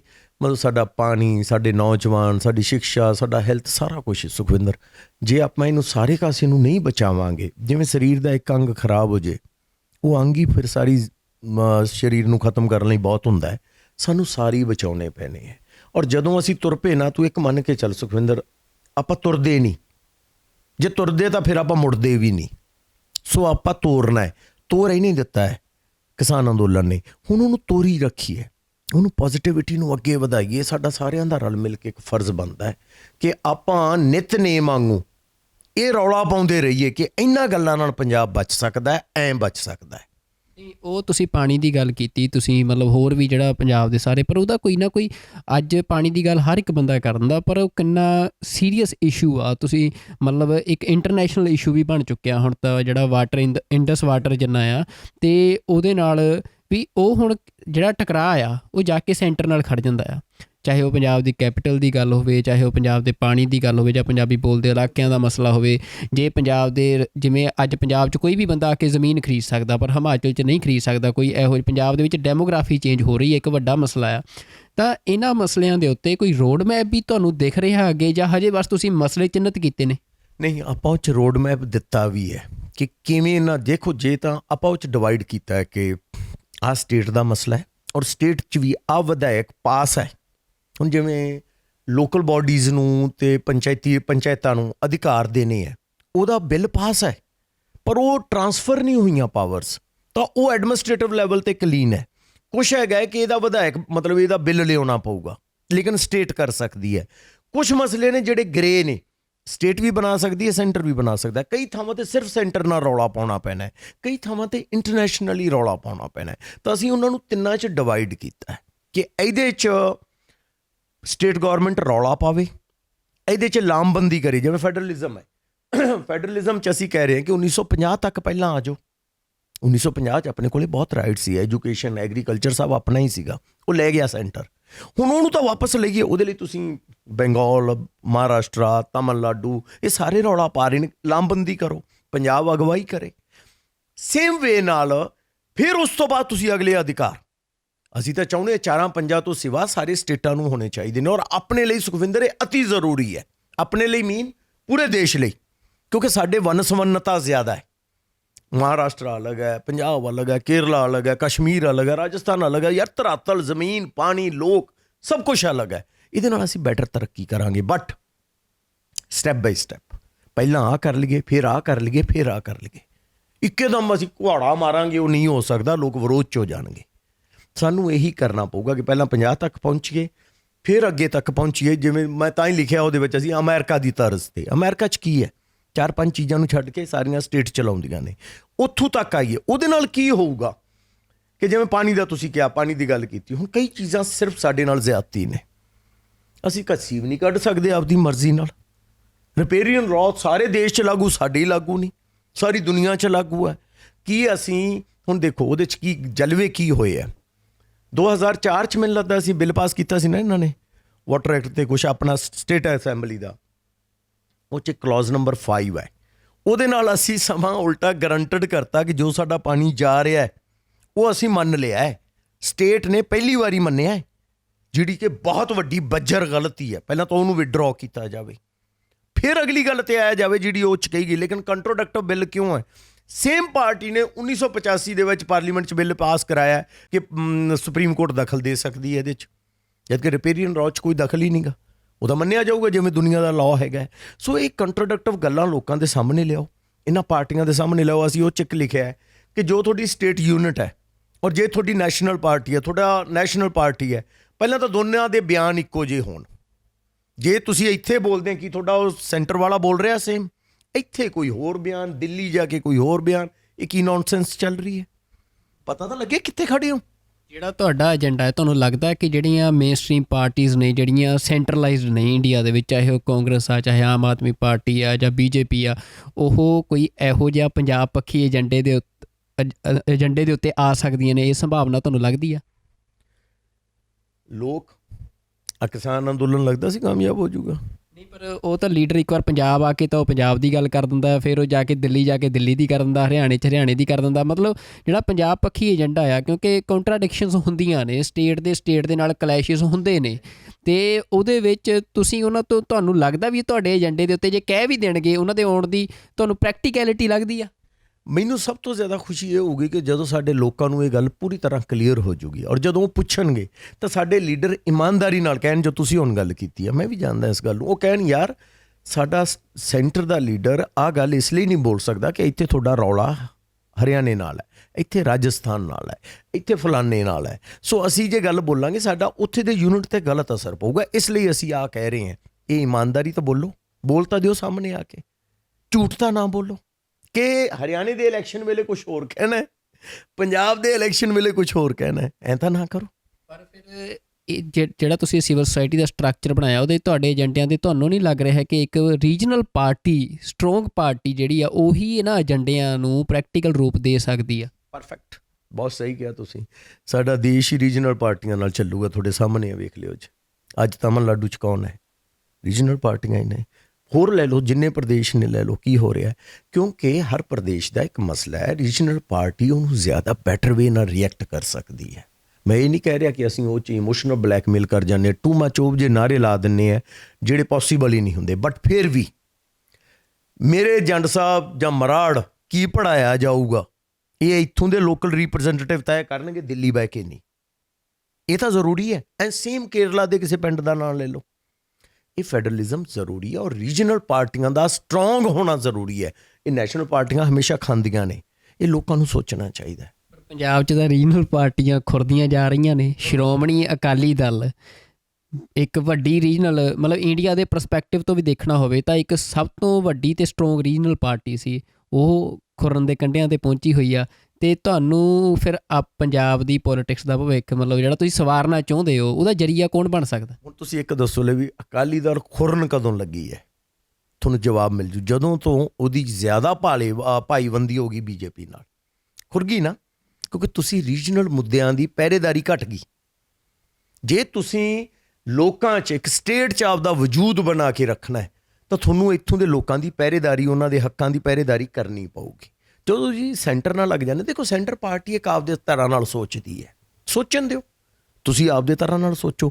ਪਰ ਜਦੋਂ ਹੁਣ ਦੋਨੇ ਸੋਚਣ ਲੱਗ ਗਏ, ਜਦੋਂ ਸਟੇਟ ਦੇ ਮਸਲਿਆਂ 'ਤੇ ਆਵੇ ਤਾਂ ਤੁਹਾਡੀ ਜ਼ਿਆਦਾ ਸੁਣੀ ਜਾਣੀ ਚਾਹੀਦੀ ਹੈ, ਨਾ ਕਿ ਉਹਦੀ। ਇੱਥੇ ਕੰਮ ਉਲਟਾ ਹੋ ਜਾਂਦਾ ਹੈ। ਕਿਉਂ ਔਖਾ ਹੋ ਜਾਂਦਾ ਹੈ? ਕਿਉਂਕਿ ਤੁਸੀਂ ਉਦੋਂ ਤੁਹਾਡੇ ਨਿੱਜ ਵਿੱਚ ਆ ਜਾਂਦਾ ਹੈ, ਉਸ ਤੋਂ ਬਚਣਾ ਪਊਗਾ। ਅਤੇ ਤੁਸੀਂ ਜਿਹੜਾ ਏਜੰਡਾ ਕਾਫੀ ਦਿਨ ਹੋ ਗਏ ਜੁਝਦਾ ਪੰਜਾਬ ਨੂੰ ਜਿਹੜਾ ਇੱਕ ਰਿਲੀਜ਼ ਵੀ ਕੀਤਾ ਆ, ਤਾਂ ਹੁਣ ਤੱਕ ਪੰਜਾਬ ਦੀਆਂ ਕਿਹੜੀਆਂ-ਕਿਹੜੀਆਂ ਪਾਰਟੀਆਂ ਜਾਂ ਕਿਹੜੇ ਉਹ ਲੋਕ ਜਿਹੜੇ MLA ਦੇ ਇਲੈਕਸ਼ਨ ਲੜਨਾ ਚਾਹੁੰਦੇ ਆ, ਉਹ ਤੁਹਾਡੇ ਏਜੰਡੇ 'ਤੇ ਤੁਹਾਡੇ ਨਾਲ ਸਹਿਮਤੀ ਪ੍ਰਗਟ ਕਰ ਚੁੱਕੇ ਆ? ਅਸੀਂ ਨਾ 2 ਦਿਨਾਂ 'ਚ ਮੈਨੂੰ ਲੱਗਦਾ ਪਹਿਲੀ ਜਾਂ ਦੂਜੀ ਨੂੰ ਪ੍ਰੈਸ ਕਾਨਫਰੰਸ ਕਰਕੇ ਦੱਸਾਂਗੇ। ਮੈਂ ਹੁਣ ਵੀ ਦੱਸ ਸਕਦਾ, ਬਟ ਮੈਨੂੰ ਲੱਗਦਾ ਉਹ ਪ੍ਰੈਸ ਕਾਨਫਰੰਸ 'ਚ ਦੱਸ ਦਈਏ। ਬਟ ਤਕਰੀਬਨ ਸਾਰੇ, ਕੋਈ ਥੋੜ੍ਹਿਆਂ 'ਤੇ, ਕਈ ਲੋਕ ਤਾਂ ਇਹ ਕਹਿ ਰਹੇ ਆ ਕਿ ਜੀ 6-7 ਮੰਨ ਜੀਏ। ਮੈਂ ਕਿਹਾ ਬਾਕੀਆਂ 'ਚ ਕੋਈ ਗਲਤ ਹੈ? ਜਦੋਂ ਸਾਨੂੰ ਗਲਤ ਦੱਸ ਦਿਓ, ਅਸੀਂ ਸੁਧਾਰ ਲੈਂਦੇ ਹਾਂ। ਨਹੀਂ ਗਲਤ ਨਹੀਂ ਜੀ, ਅਸੀਂ ਇੰਨੀਆਂ ਕੁ ਮੰਨ ਸਕਦੇ ਹਾਂ। ਅਤੇ ਫਿਰ ਮੈਂ ਕਿਹਾ 6% ਅਸੀਂ ਤੁਹਾਡਾ ਵਿਰੋਧ ਘੱਟ ਕਰ ਦਿਆਂਗੇ, ਵਿਰੋਧ ਤਾਂ ਕਰਾਂਗੇ। ਸੋ ਉਹਨਾਂ ਦੀ ਸਾਰੀ ਡਿਟੇਲ, ਕੌਣ ਪਾਰਟੀ ਆਈ, ਕਿਹਨੇ ਕੀ ਕਿਹਾ, ਕਾਫੀ ਹੱਦ ਤੱਕ ਉਹਦੀ ਡਿਟੇਲ ਆਪਾਂ ਮਤਲਬ ਪਹਿਲੀ, ਦੂਜੀ ਜਾਂ ਤੀਜੀ 3 ਤੱਕ ਆਪਾਂ ਦੱਸ ਦਿਆਂਗੇ ਸਰ। ਮਤਲਬ ਜੇ ਸਾਰੀਆਂ ਪਾਰਟੀਆਂ ਤੁਹਾਡੇ ਨਾਲ ਸਹਿਮਤ ਹੋ ਜਾਂਦੀਆਂ ਨੇ ਜਾਂ ਸਾਰੇ ਕੈਂਡੀਡੇਟ ਸਹਿਮਤ ਹੋ ਜਾਂਦੇ ਆ, ਫਿਰ ਜੁਝਦਾ ਪੰਜਾਬ ਦੀ ਕੀ ਰੈਲੇਵੈਂਸ ਆ? ਫਿਰ ਆਪਾਂ ਦੋਨੇ ਰਲ ਕੇ ਭੰਗੜਾ ਪਾਵਾਂਗੇ, ਹੋਰ ਕੀ ਚਾਹੀਦਾ ਸਾਨੂੰ? ਸਾਡੇ ਮੁੱਦਿਆਂ ਨਾਲ ਸਾਰੇ ਸਹਿਮਤ ਹੋ ਗਏ। ਇਹ ਸਹਿਮਤ ਕਿੰਨੇ ਕੁ ਹੁੰਦੇ ਨੇ ਪਤਾ ਲੱਗ ਜੂਗਾ। ਇਹ ਕੀ ਹੈ ਕਿ ਆਪਣਾ ਹੋ ਜਾਣ ਤਾਂ ਕਮਾਲ ਹੋ ਜੇ ਨਾ, ਹੋ ਹੀ ਤਾਂ ਰਹੇ ਨਹੀਂ ਗੇ। ਚਲੋ ਝੂਠਾ ਮੋਠਾ ਹੀ ਸਹੀ, ਹੋ ਤਾਂ ਜਾਣ, ਹੈ ਨਾ, ਉਹ ਤਾਂ ਜਾਣ, ਹੋ ਜਾਣਗੇ। ਇਹ ਚੰਗੀ ਗੱਲ ਹੈ। ਪੰਜਾਬ ਦਾ ਏਜੰਡਾ ਤੁਸੀਂ ਸੈੱਟ ਕਰ ਰਹੇ ਹੋ, ਜਿਹੜਾ ਤੁਹਾਡਾ ਮੈਨੂੰ ਜੁਝਦਾ ਪੰਜਾਬ ਦਾ ਨਿਸ਼ਾਨਾ ਲੱਗ ਰਿਹਾ। ਪਰ ਇੱਕ ਹੋਰ ਬੜੀ ਤਬਦੀਲੀ ਆਈ ਆ ਪੰਜਾਬ ਦੀ ਪੋਲੀਟਿਕਸ ਕਿ ਸੰਯੁਕਤ ਕਿਸਾਨ ਮੋਰਚੇ ਦੀਆਂ 22 ਜਥੇਬੰਦੀਆਂ ਸਿੱਧਾ ਪੋਲੀਟਿਕਸ 'ਚ ਆ ਰਹੀਆਂ ਨੇ, ਸੰਯੁਕਤ ਸਮਾਜ ਮੋਰਚਾ ਬਣਾ ਕੇ। ਉਹਨਾਂ ਨੇ ਵੀ ਤੁਹਾਡੇ ਤੱਕ ਅਪਰੋਚ ਕੀਤੀ ਆ? ਸਾਰਿਆਂ ਨੇ ਕੀਤੀ ਹੈ, ਸਾਰਿਆਂ ਨੇ ਕੀਤੀ ਹੈ। ਬਲਕਿ ਪਤਾ ਨਹੀਂ, ਇੱਕ ਮੈਂ ਅੱਜ ਵੇਖ ਰਹੀ ਸੁਬਾਹ ਹੀ ਮੈਨੂੰ ਬੱਬੂ ਨੇ ਵੀ ਭੇਜੀਆਂ ਕੁਛ ਅਜੀਬ ਜਿਹੀਆਂ ਨਿਊਜ਼ਾਂ ਚੱਲ ਰਹੀਆਂ। ਗੁਪਤ ਮੀਟਿੰਗ ਹੋਈ ਮਿਸਟਰ ਰਾਜੇਵਾਲ ਨਾਲ, ਪਤਾ ਨਹੀਂ ਕਿਹੜੀਆਂ ਗੁਪਤ ਮੀਟਿੰਗਾਂ। ਸਾਰੇ ਸ਼ਰੇਆਮ ਮਿਲ ਰਹੇ ਨੇ ਆ ਕੇ, ਮੈਨੂੰ ਤਾਂ ਸਾਰੇ ਮਿਲੇ ਨੇ, ਸਾਰੇ ਹੀ ਮਿਲੇ ਨੇ ਅਕਰੋਸ ਦੀ ਪਾਰਟੀ। ਤੁਸੀਂ ਸਾਰਿਆਂ ਨੂੰ ਕਹਿ ਲਓ, ਹਰ ਇੱਕ ਨੂੰ ਚਾਹੀਦੀ ਨਹੀਂ ਤੁਹਾਡੀ ਮਦਦ। ਔਰ ਮੁੱਦਾ ਆਪਣਾ ਕੀ ਹੈ? ਆਪਣਾ ਮੁੱਦਾ ਨਹੀਂ ਗਾ ਸੁਖਵਿੰਦਰ, ਉਹ ਤੁਹਾਡਾ ਵੀ ਹੈ, ਸਾਰਿਆਂ ਦਾ ਹੀ ਹੈ। ਸਾਡੇ ਪਾਣੀ ਹੋਣ, ਬਿਜਲੀ ਹੋਵੇ, ਹੈਲਥ ਹੋਵੇ, ਸਾਰਿਆਂ ਦਾ ਮੁੱਦਾ ਹੈ ਇਹ। ਅਤੇ ਉਹ ਸਮਝ ਵੀ ਆ ਰਿਹਾ ਲੋਕਾਂ ਨੂੰ, ਉਹ ਸਾਰੇ ਹੀ ਮਿਲ ਰਹੇ ਨੇ। ਪਰ ਉਹੀ ਜਿਵੇਂ ਮੈਂ ਦੱਸਿਆ, ਕੋਈ ਘੱਟ ਹੈ, ਕੋਈ ਵੱਧ ਹੈ, ਕੋਈ ਸਾਰੇ 'ਤੇ ਹੈ। ਲੇਕਿਨ ਟੈਕਨੀਕਲ ਚੀਜ਼ਾਂ ਵੀ ਤਾਂ ਦੇਖਣੀਆਂ ਪੈਣਗੀਆਂ। ਇੱਕ ਪਾਰਟੀ ਖੜੀ ਹੋ ਗਈ, ਉਹਨੇ ਮੰਨ ਲਿਆ, ਉਹਨੇ ਅੱਗੇ ਕਿਸੇ ਨਾਲ ਕੋਲੈਬੋਰੇਸ਼ਨ ਕਰ ਲਈ, ਦੂਸਰੀ ਪਾਰਟੀ ਨਾਲ ਗਠਬੰਧਨ ਕਰ ਰਿਹਾ, ਉਹ ਨਹੀਂ ਮੰਨ ਰਹੀ, ਤਾਂ ਉਹ ਮੰਨਣ ਦੀ ਅਹਿਮੀਅਤ ਕਿੰਨੀ ਕੁ ਰਹਿ ਗਈ? ਸੋ ਉਹ ਟੈਕਨੀਕਲ ਚੀਜ਼ਾਂ 'ਤੇ ਵੀ ਵਰਕ ਕਰ ਰਹੇ ਹਾਂ। ਮੈਨੂੰ ਲੱਗਦਾ ਅਗਲੇ 2 ਦਿਨਾਂ 'ਚ ਆਪਾਂ ਦੱਸ ਦਿਆਂਗੇ ਕਿ ਭਾਈ ਇਹਨੇ ਆਹ ਕਿਹਾ, ਇਹਨੇ ਆਹ ਕਿਹਾ, ਹੁਣ ਅਸੀਂ ਉਹਨਾਂ ਨੂੰ ਆਹ ਦਿਨ ਦਿੰਨੇ। ਉਹ ਪ੍ਰੈਸ ਕਾਨਫਰੰਸ 'ਚ ਡਿਟੇਲ। ਇਹ ਜਿਹੜਾ ਸੰਯੁਕਤ ਕਿਸਾਨ ਮੋਰਚੇ ਦੀਆਂ ਕਈ ਜਥੇਬੰਦੀਆਂ ਜਿਹੜੀਆਂ ਬਾਹਰ ਰਹਿ ਗਈਆਂ ਬਾਈ ਤੋਂ, ਉਹਨਾਂ ਨੇ ਇਹ ਗੱਲ ਕਹੀ ਆ ਕਿ ਸੰਯੁਕਤ ਕਿਸਾਨ ਮੋਰਚਾ ਜਾਂ ਫਾਰਮਰ ਜਿਹੜੀ ਸਾਰੀ ਸਟਰਗਲ ਆ ਉਹਨੂੰ ਇੱਕ ਕਮਜ਼ੋਰ ਕਰਨ ਵਾਲਾ ਸਟੈਪ ਆ। ਇਸ ਤਰ੍ਹਾਂ ਉਹਨਾਂ ਦਾ ਪਾਰਟੀ ਬਣਾ ਕੇ ਤੇ ਇਲੈਕਸ਼ਨਸ 'ਚ ਆ ਜਾਣਾ। ਤੇ ਤੁਸੀਂ ਇਸ ਕਦਮ ਨੂੰ ਜਿਹੜਾ ਇਹ ਰਾਜੇਵਾਲ ਤੇ ਉਹਨਾਂ ਦੇ ਸਾਥੀਆਂ ਨੇ ਚੁੱਕਿਆ ਆ, ਇਹਨੂੰ ਤੁਸੀਂ ਕਿਵੇਂ ਦੇਖਦੇ ਹੋ? ਇੱਕ ਗੱਲ ਸਹੀ ਹੈ ਕਿ ਮੰਨ ਲਓ ਖੁਦਾ ਨਾ ਖਾਸਤਾ ਕੱਲ੍ਹ ਇਹ ਜੇ ਬਿੱਲ ਦੁਬਾਰਾ ਬਣਾ ਦਿੱਤੇ ਜਾਣ ਤਾਂ ਕੀ ਮੋਰਲ ਅਥਾਰਟੀ ਰਹਿ ਗਈ ਹੈ ਸਾਡੀ ਯੂਨੀਅਨਾਂ ਦੀ ਕਿ ਉੱਥੇ ਜਾ ਕੇ ਫਿਰ ਇਹ ਕਰ ਸਕਣ ਅੰਦੋਲਨ? ਮੈਨੂੰ ਲੱਗਦਾ ਉਹ ਅਸੀਂ ਕਿਤੇ ਨਾ ਕਿਤੇ ਤਾਂ ਉਹਦੇ 'ਤੇ ਮਾੜਾ ਜਿਹਾ ਪਿੱਛੇ ਹਟੇ ਹੈ। ਬਟ ਇਹ ਆਂਦੇ ਨੇ ਕਿ ਨਹੀਂ ਸਾਡੀਆਂ SKM ਤਾਂ ਉਵੇਂ ਹੀ ਕਾਇਮ ਹੈ। ਆਈ ਡਾਊਟ ਇਟ ਕਿ SKM ਉਵੇਂ ਕਿਵੇਂ ਰਹਿ ਸਕਦਾ? ਲੋਕਾਂ ਦੇ ਮਨ 'ਚ ਕਿਤੇ ਤਾਂ ਸ਼ੰਕਾ ਆਈ ਕਿ ਇਹ ਕਾਹਦੇ ਲਈ ਆਏ ਨੇ। ਮੈਨੂੰ ਲੱਗਦਾ ਹੈ ਇਹ ਅਗਰ ਏਜੰਡੇ ਨਾਲ ਹੀ ਆਉਂਦੇ ਪਹਿਲੇ ਦਿਨ ਹੀ ਤਾਂ ਜ਼ਿਆਦਾ ਅੱਛਾ ਹੋਣਾ ਸੀ। ਫਿਰ ਲੋਕਾਂ ਨੂੰ ਇਹ ਲੱਗਣਾ ਸੀ ਹਾਂ ਯਾਰ ਇਹ ਬੰਦੇ ਨਹੀਂ ਮੰਨ ਰਹੇਗੇ, ਇਹ ਇੱਕ ਏਜੰਡਾ ਲੈ ਕੇ ਆਏ ਨਾਲ ਜਿਹਦੇ ਨਾਲ ਇਹ ਸੋਚਦੇ ਨੇ ਕਿ ਪੰਜਾਬ ਵੀ ਬਚਾਇਆ ਜਾ ਸਕਦਾ ਹੈ। ਔਰ ਮਾੜਾ ਜਿਹਾ ਰੋਡ ਮੈਪ ਹੋਰ ਕਲੀਅਰ ਹੁੰਦਾ ਕਿ ਦੇਖੋ ਅਸੀਂ ਆ ਰਹੇ ਹਾਂ, ਆਹ ਨਹੀਂ ਆ ਰਹੇਗੇ, ਆਹ ਸਾਡੀ ਯੂਨੀਅਨ ਬਣੀ ਰਹੂਗੀ। ਬਟ ਉਸ ਯੂਨੀਅਨ ਦੇ ਕੁਛ ਬੰਦੇ ਨੇ ਜਿਹੜੇ ਪੋਲੀਟਿਕਸ 'ਚ ਆਉਣਾ ਚਾਹੁੰਦੇ, ਉਹ ਬਾਹਰ ਨੇ। ਜਿਵੇਂ ਅਸੀਂ ਕਿਹਾ ਕਿ ਸਾਡੇ ਗਰੁੱਪ 'ਚ ਕੋਈ ਕੱਲ੍ਹ ਨੂੰ ਜਾਣਾ ਚਾਹੁੰਦਾ ਹੈ, ਗਰੁੱਪ ਛੱਡ ਕੇ ਚਲਿਆ ਜਾਵੇ, ਸਾਨੂੰ ਕੋਈ ਮਸਲਾ ਨਹੀਂ। ਚੰਗੇ ਬੰਦੇ ਐਡਮਿਨਿਸਟ੍ਰੇਸ਼ਨ 'ਚ ਆਉਣਗੇ ਸੁਖਵਿੰਦਰ, ਤੁਹਾਨੂੰ ਤੇ ਮੈਨੂੰ ਖੁਸ਼ੀ ਹੋਊਗੀ, ਪਰ ਉਹਦਾ ਇੱਕ ਤਰੀਕਾਕਾਰ ਤਾਂ ਹੋਵੇ। ਕਾਹਲੀ ਕਿਹੜੀ ਗੱਲ ਦੀ ਮੱਚੀ ਸੀ ਜਾਂ ਲੇਟ ਕਿਉਂ ਹੋਏ ਆ ਇੰਨਾ? ਸੋ ਬਹੁਤ ਸਾਰੀਆਂ ਗੱਲਾਂ ਤਾਂ ਹੈਗੀਆਂ ਨੇ, ਮੇਰੀਆਂ ਵੀ ਡਿਸਕਸ ਹੋਈਆਂ ਨੇ, ਪਰ ਮੈਨੂੰ ਲੱਗਦਾ ਹੌਲੀ ਹੌਲੀ ਲੋਕਾਂ ਦੇ ਸਾਹਮਣੇ ਆਉਂਦੀਆਂ ਜਾਣਗੀਆਂ। ਇੱਕ ਜਿਹੜਾ ਅਸੰਤੁਸ਼ਟੀ ਆ ਪੰਜਾਬ 'ਚ, ਜਿਹੜਾ ਸਾਰਾ ਇੰਡੀਆ ਦਾ ਰਜੀਮ ਰਿਹਾ, ਚਾਹੇ ਉਹ 1984 ਹੋਵੇ ਜਾਂ ਉਹ ਤੋਂ ਪਹਿਲਾਂ ਵੀ, ਸੰਤੁਸ਼ਟ ਖਾਸ ਕਰਕੇ ਸਿੱਖ ਸੰਤੁਸ਼ਟ ਨਹੀਂ ਆ। ਅਤੇ ਇਸੇ ਕਰਕੇ ਪ੍ਰਵਾਸ ਵੀ ਇੱਥੋਂ ਵੱਡੀ ਗਿਣਤੀ 'ਚ ਹੋ ਰਿਹਾ ਪੰਜਾਬ ਦੇ ਵਿੱਚੋਂ। ਅਤੇ ਹੁਣ ਵੀ ਦੇਖਣ 'ਚ ਆਇਆ ਕਿ ਜਿਵੇਂ ਤੁਸੀਂ ਫੈਡਰਲਿਜ਼ਮ ਦੀ ਗੱਲ ਕਰਦੇ ਹੋ, ਇੱਕ ਐਸਪੀਰੇਸ਼ਨ 'ਚ ਪੰਜਾਬ ਦੇ ਵਿੱਚ ਪਾਤਸ਼ਾਹੀ ਦਾਅਵੇ ਦੀ ਵੀ ਆ, ਸੋਵਰੈਨਿਟੀ ਦੀ ਵੀ ਆ, ਜਿਹਦੇ ਲਈ ਸਟਰਗਲ ਵੀ ਲੜੀ ਗਈ ਆ। ਅਤੇ ਤੁਹਾਨੂੰ ਜਿਵੇਂ ਹੁਣ ਪਿਛਲੇ ਦਿਨੀ ਇੱਕ ਨੌਜਵਾਨ ਜਗਮੀਤ ਸਿੰਘ ਜਿਹੜਾ ਬੜਾ ਵਾਇਰਲ ਹੋਇਆ ਸੀ, ਜਿਹਦੀ ਜਦੋਂ ਪੁਲਿਸ ਦੀਆਂ ਜਿਹੜੀਆਂ ਪਾਣੀ ਦੀ ਬੁਛਾੜ ਆ ਉਹਨੇ 26 ਨਵੰਬਰ ਨੂੰ ਆਪਣੀ ਛਾਤੀ 'ਤੇ ਖਾਧੀ ਸੀ, ਉਸ ਨੂੰ ਗ੍ਰਿਫਤਾਰ ਕਰ ਲਿਆ ਗਿਆ ਕਿਉਂਕਿ ਉਹ ਖਾਲਿਸਤਾਨ ਦੀ ਪ੍ਰੋਪੇਗੇਸ਼ਨ ਕਰਦਾ ਸੀ ਜਾਂ ਸਿੱਖ ਸੋਵਰਨ ਸਟੇਟ ਦੀ। ਤਾਂ ਜਿਹੜਾ ਇਹ ਸਟੇਟ ਦਾ ਕਰੈਕਟਰ ਆ, ਪੰਜਾਬ ਪੁਲਿਸ ਦਾ ਹੋਵੇ ਜਾਂ ਇੰਡੀਅਨ ਏਜੰਸੀਜ਼ ਦਾ ਹੋਵੇ, ਇੰਡੀਅਨ ਸਿਸਟਮ ਦਾ ਹੋਵੇ, ਉਹਦੇ 'ਤੇ ਜੂਝਦਾ ਪੰਜਾਬ ਦਾ ਕੀ ਸਟੈਂਡ ਆ? ਮੈਨੂੰ ਲੱਗਦਾ ਸਾਰੀਆਂ ਗੱਲਾਂ ਕਲੀਅਰ ਹੋਣੀਆਂ ਚਾਹੀਦੀਆਂ। ਹੁਣ ਜਿਵੇਂ ਤੁਸੀਂ ਉਸ ਮੁੰਡੇ ਨੂੰ ਤਾਂ ਫੜ ਲਿਆ, ਤੁਸੀਂ ਕਿਹਾ, ਅਤੇ ਇੱਥੇ ਤਾਂ ਆਪਣੇ ਲੀਡਰ ਹੈਗੇ ਨੇ ਜੋ ਸ਼ਰੇਆਮ ਖਾਲਿਸਤਾਨ ਜ਼ਿੰਦਾਬਾਦ ਦਾ ਨਾਅਰਾ ਲਾਉਂਦੇ ਨੇ, ਉਹਨਾਂ ਨੂੰ ਫਿਰ ਕਿਉਂ ਨਹੀਂ ਫੜਦੇ? ਔਰ ਵੈਸੇ ਵੀ ਕੀ ਸਾਡੇ ਸੰਵਿਧਾਨ 'ਚ ਐਂ ਕਹਿਣ 'ਤੇ ਹੈਗੀ ਹੈ? ਔਰ ਉਹਨੂੰ ਵੀ ਮੁੰਡੇ ਨੂੰ ਪੁੱਛਣਾ ਚਾਹੀਦਾ ਲਿਆ ਕੇ ਸਟੈਂਡ ਕਿ ਬਾਈ ਦੱਸ ਤੈਨੂੰ ਇਹਦੀ ਜ਼ਰੂਰਤ ਕਿਉਂ ਪਈ ਹੈ। ਮੈਨੂੰ ਲੱਗਦਾ ਅਸੀਂ ਚਰਚਾ ਨਹੀਂ ਕਰਦੇ ਸੁਖਵਿੰਦਰ। ਮੈਂ ਬਹੁਤ ਪਹਿਲਾਂ ਆਪਦੀ ਫਿਲਮ ਜਦੋਂ ਹਵਾਏਂ ਬਣਾਈ ਸੀ, ਮੈਂ ਉਦੋਂ ਵੀ ਕਿਹਾ ਸੀ ਕਿ ਚੀਜ਼ ਨੂੰ ਨੱਪੋ ਨਾ ਦੱਬੋ ਨਾ, ਜਿੰਨੀ ਦੱਬੋਗੇ ਉਨੀ ਜ਼ਿਆਦਾ ਉਛਲੂਗੀ, ਬਲਕਿ ਉਹਦੇ 'ਤੇ ਚਰਚਾ ਕਰੋ, ਬਹਿ ਕੇ ਚਰਚਾ ਕਰੋ ਕਿ ਯਾਰ ਕੀ ਰੀਜ਼ਨ। ਜਿਵੇਂ ਮੰਨ ਲਓ ਬਹੁਤ ਸਾਰੇ ਲੋਕ ਨੇ ਜਿਨ੍ਹਾਂ ਨੂੰ ਮੇਰੇ ਨਾਲ ਇਤਰਾਜ਼ ਹੋ ਸਕਦਾ ਹੈ, ਜੂਝਦਾ ਪੰਜਾਬ ਨਾਲ ਹੋ ਸਕਦਾ, ਤੁਹਾਡੇ ਨਾਲ ਹੋ ਸਕਦਾ, ਆਪਾਂ ਉਹਨਾਂ ਨੂੰ ਪੁੱਛਾਂਗੇ ਦੱਸ ਯਾਰ ਕੀ ਮਸਲਾ ਹੈ, ਜੇ ਮੈਥੋਂ ਗਲਤੀ ਹੋਈ ਤਾਂ ਮੈਂ ਸੁਧਾਰ ਲੈਣਾ। ਕਿਉਂਕਿ ਕੋਈ ਬੰਦਾ, ਕੋਈ ਸਟੇਟ ਮੁਕੰਮਲ ਨਹੀਂ ਹੁੰਦੀ ਗੀ, ਮੁਕੰਮਲ ਉਹ ਲੋਕਾਂ ਦੀਆਂ ਰਾਏ ਮਸ਼ਵਰਿਆਂ ਨਾਲ ਹੀ ਹੁੰਦੀ ਜਾਂਦੀ ਹੈ। ਤਾਂ ਸਾਨੂੰ ਇਸ ਚੀਜ਼ 'ਚੋਂ ਨਿਕਲਣਾ ਚਾਹੀਦਾ। ਜੇ ਸੈਂਟਰ ਨਹੀਂ ਨਿਕਲ ਰਿਹਾ, ਪਰ ਆਹ ਤਾਂ ਤੁਸੀਂ ਦੱਸਿਆ ਜਿਵੇਂ ਪੰਜਾਬ ਪੁਲਿਸ ਨਹੀਂ ਅਰੈਸਟ ਕੀਤਾ, ਤਾਂ ਪੰਜਾਬ ਪੁਲਿਸ ਨੂੰ, ਪੰਜਾਬ ਗੌਰਮੈਂਟ ਨੂੰ ਪੁੱਛਣਾ ਚਾਹੀਦਾ ਕਿ ਦੱਸ ਭਾਈ ਰੀਜ਼ਨ ਕੀ ਹੈ। ਕਿਹੜੀਆਂ ਇਹ ਜ਼ਿਆਦਤੀਆਂ ਨੇ ਨਾ ਸਾਡੇ, ਕਿੰਨੇ ਕਾਨੂੰਨ ਅੱਜ ਤਾਂ ਲਿਖਿਆ ਉਹਦੇ 'ਚ, ਆ ਜਿੰਨੇ ਲੋਕ ਵਿਰੋਧੀ ਕਾਨੂੰਨ ਨੇ, ਮੈਂ ਇਹਨਾਂ ਨੂੰ ਲੋਕ ਵਿਰੋਧੀ ਮੰਨਦਾ। ਆ ਜਿੰਨੇ ਵੀ ਆ ਪਹਿਲਾਂ ਟਾਡਾ ਸੀ ਸਾਡੇ ਜਾਂ ਹੁਣ UPA ਵਗੈਰਾ, ਇਹਨਾਂ ਨੂੰ ਹਟਾਉਣਾ ਚਾਹੀਦਾ। ਆ ਸਡੇਸ਼ਨ ਹੈ, ਬ੍ਰਿਟਿਸ਼ ਦਾ ਕਾਨੂੰਨ ਹੈ। ਕਿਹੜਾ ਦੇਸ਼ ਧਰੋ ਯਾਰ ਜਿਹਦੇ ਤੇ ਮਰਜ਼ੀ ਲਾ ਦਿੰਦੇ ਹੋ ਚੱਕ ਕੇ। ਹੁਣ ਆਪਾਂ ਕੋਈ ਗੱਲ ਕਰ ਲਈਏ ਆਪਣੇ ਤੇ ਠੋਕ ਦਿਓ, ਇਹ ਕੋਈ ਗੱਲ ਬਣੀ? ਇਹ ਬੰਦ ਹੋਣੇ ਚਾਹੀਦੇ ਨੇ, ਕਾਨੂੰਨਾਂ ਨੂੰ ਖਤਮ ਕਰਨਾ ਚਾਹੀਦਾ। ਸੁਪਰੀਮ ਕੋਰਟ ਨੇ ਵੀ ਕਹਿਤਾ ਹੈ ਇਹ ਸਭ ਖਤਮ ਹੋਣਾ ਚਾਹੀਦਾ। ਸਾਡਾ ਸਪਸ਼ਟ, ਜਿੱਥੇ ਵੀ ਇਨਸਾਨੀਅਤ ਹਨਨ ਹੁੰਦਾ ਹੈ, ਜਿੱਥੇ ਵੀ ਇਨਸਾਨੀਅਤ ਦਾ ਘਾਣ ਹੁੰਦਾ ਹੈ, ਉਹ ਕਾਨੂੰਨ ਬੰਦ ਹੋਣੇ ਚਾਹੀਦੇ ਹੈ, ਉਹ ਅਰੈਸਟ ਬੰਦ ਹੋਣੇ ਚਾਹੀਦੀ ਹੈ। ਲੋਕਾਂ ਨੂੰ ਦੱਸ ਕੇ ਚੱਕੋ ਜੇ ਚੁੱਕਣਾ ਹੈ ਕਿ ਭਾਈ ਦਿਸ ਇਜ਼ ਦੀ ਰੀਜ਼ਨ, ਇਸ ਕਰਕੇ ਅਸੀਂ ਚੱਕ ਰਹੇ ਹਾਂ। ਇਹ ਨਹੀਂ ਕਿ ਬਸ ਜੋ ਜੀ ਕੀਤਾ, ਨਹੀਂ ਜੀ ਇਹ ਸਾਨੂੰ ਉਹਨੇ ਕਹਿਤਾ, ਇਹਨੇ ਕਹਿਤਾ। ਇਹ ਸਪਸ਼ਟਤਾ ਸਾਨੂੰ ਲਿਆਉਣੀ ਪਊਗੀ। ਪਰ ਸੁਖਵਿੰਦਰ ਗੱਲ ਕੀ ਹੈ, ਇਹਦੇ 'ਤੇ ਅਸੀਂ ਲੋਕ ਰਾਏ ਨਹੀਂ ਬਣਾ ਪਾਉਂਦੇ। ਸਾਡੇ ਬਹੁਤ ਸਾਰੇ ਲੋਕ ਨੇ ਜੋ ਫਿਰ ਨਾ ਇੰਡਸਟਰੀ ਬਣਾ ਲੈਂਦੇ ਨੇ। ਇੰਡਸਟਰੀ ਤੋਂ ਮੇਰਾ ਭਾਵ ਹੈ ਕਿ ਉਸ ਲਾਈਨ ਦੇ ਉੱਤੇ ਆਪਦੇ ਨਿੱਜ ਖੜੇ ਕਰ ਲੈਂਦੇ ਨੇ ਕਿ ਮੈਂ ਇਸ ਲਾਈਨ 'ਤੇ ਚੱਲਣਾ ਹੈ, ਮੈਂ ਇੰਨੇ % ਨੂੰ ਅਟਰੈਕਟ ਕਰੂੰਗਾ, ਮੈਂ ਇੰਨੇ % ਨੂੰ ਅਟਰੈਕਟ ਕਰੂੰਗਾ, ਫਿਰ ਉਹਨਾਂ ਨੂੰ ਜੋੜ ਦਿਆਂਗੇ, ਫਿਰ ਸਾਡੀ ਸਰਕਾਰ ਬਣ ਜੂ ਜਾਂ ਸਰਕਾਰ ਤੋਂ ਫਾਇਦੇ ਲੈ ਲਾਂਗੇ। ਇਹਨਾਂ ਗੱਲਾਂ 'ਤੇ ਸਾਨੂੰ ਕਠੋਰ ਘਾਤ ਵਾਰ ਕਰਨਾ ਪੈਣਾ।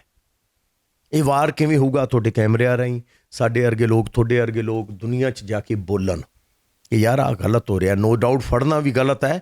ਤਾਂ ਇਹਨਾਂ ਗੱਲਾਂ ਨੂੰ ਇਮੋਸ਼ਨਲੀ, ਜਦੋਂ ਮੈਂ ਫਿਲਮ ਬਣਾਈ ਸੀ ਨਾ ਹਵਾਏਂ, ਉਦੋਂ ਤੱਕ ਕਿਸੇ ਨੇ ਨਹੀਂ ਬਣਾਈ ਸੀ 84 ਨਾਲ ਜੋੜ ਕੇ।